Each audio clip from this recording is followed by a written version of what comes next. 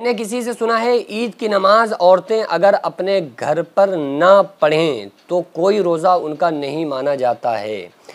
देखिए, ईद की जो नमाज है ना, ईद और जुमे की नमाज ये मर्दों के ऊपर वाजिब है। हुजूर सल्लल्लाहु अलैहि वसल्लम के दौर में औरतें मस्जिद में जाया करती थीं, ईदैन की नमाज में शामिल होती थीं, शरीक होती थीं।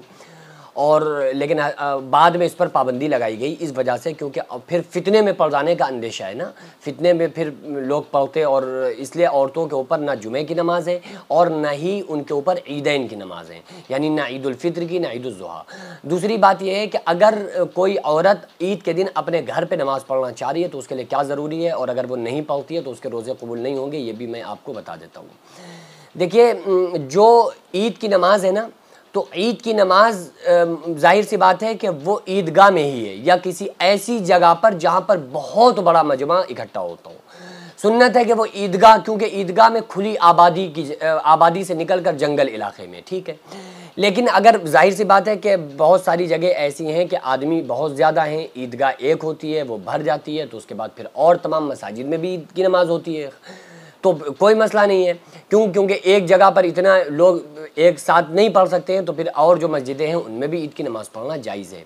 लेकिन ये मर्द हजरात पढ़ेंगे, जुमे की नमाज भी औरतों पर नहीं है। जुमे के दिन औरतें ज़ोहर की नमाज अपने घर पर अदा करें, ठीक है ना। वो किसी जमात में शरीक हो सकती हैं मस्जिद में आकर, और ना ही वो ईदैन में उनको नमाज मर्दों के साथ पढ़ने की इजाज़त है, और न ही उनके ऊपर जुमे की नमाज है। अब ईद के दिन औरतों को चाहिए कि जब वो गुस्ल वगैरह से फारिग हो जाए ना, गुस्ल तो करना सुन्नत है औरतों के लिए। ईद के दिन औरत अपने घर पर अगर चाहे तो शुक्राने की नमाज पढ़ सकती है। शुक्राने की नमाज इस नियत के साथ कि जो हमने रमज़ान में रोज़े रखे हैं वो रोज़े अल्लाह रब्बुल आलमीन अपनी बारगाह में कबूल फरमा ले।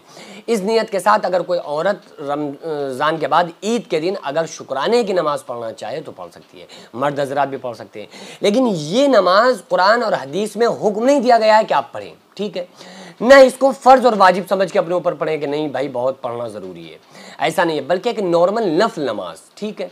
ईद के दिन आप किसी भी बाद, मगरिब बाद पढ़ लें, इशा बाद पढ़ लें, अगले दिन पढ़ लें, दूसरे दिन पढ़ लें, ये सोच कर कि हमने शुक्राने की नमाज कि अल्लाह रब्बुल आलमीन का हम शुक्र अदा करते हैं कि उसने हमें रोज़ा रखने की तौफ़ीक़ अता फ़रमाई, और उसके बाद फिर अब इन रोज़ों को अल्लाह ताला अपनी बारगाह में कबूल फरमा ले।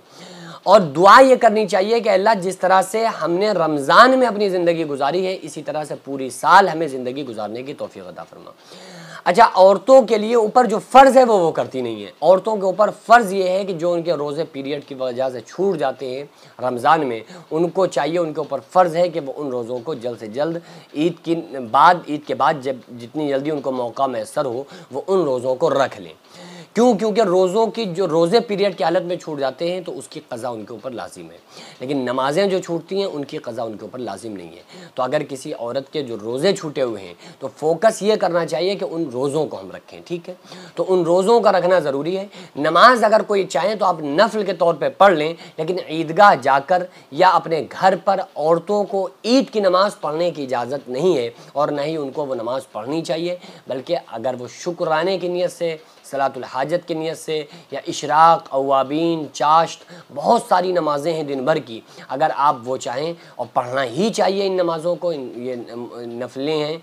और आप सल्लल्लाहु ताला अलैहि वसल्लम ने, एक सहाबी थे ना, वो आप सल्लल्लाहु अलैहि वसल्लम को गुस्ल का पानी देते, वज़ू का पानी देते, दस्तरखान बिछाते, आप सल्लल्लाहु अलैहि वसल्लम की खिदमत करते थे। तो आका अलैहिस्सलाम ने उनसे फरमाया कि ए रबिया, मांग क्या मांगते हो, मतलब क्या चाहते हो, खुश होकर आपने फरमाया। तो कहने लगे कि या रसूलुल्लाह सल्लल्लाहु अलैहि वसल्लम, तमन्ना ये है कि जन्नत में आपका साथ न छूटने पाए। तो आप सल्लल्लाहु अलैहि वसल्लम ने फरमाया कि अल्लाह को सजदे ज़्यादा किया करो, अल्लाह ताला तुम्हारी ये तमन्ना पूरी कर देगा। तो जो नवाफिल की कसरत करता है अल्लाह ताला उसके हाथ बन जाता है, अल्लाह ताला उसकी ज़ुबान बन जाता है जिससे बंदा बोलता है, अल्लाह उसके कान बन जाता है जिससे बंदा सुनता है। तो इसलिए हम लोगों को नवाफिल की कसरत करनी चाहिए। पूरे दिन की जो नमाज़ें, तहज्जुद हो गई, इशराक हो गई, अवाबीन हो गई, चाश्त हो गई, इन तमाम नमाज़ों को मर्द और औरत सबके लिए इन तमाम नमाज़ों को पढ़ना चाहिए। बहरहाल ईद की नमाज़ औरत के ऊपर लाजिम नहीं है, वो अपने घर पे ईद की नमाज़ नहीं पढ़ सकती, न ही वो ईदगाह में जाकर पढ़ेंगी, बल्कि सिर्फ़ ये जो वाजिब है ये मर्दों पर ही है, आकिल बालिग मुसलमान पर ही नमाज वाजिब।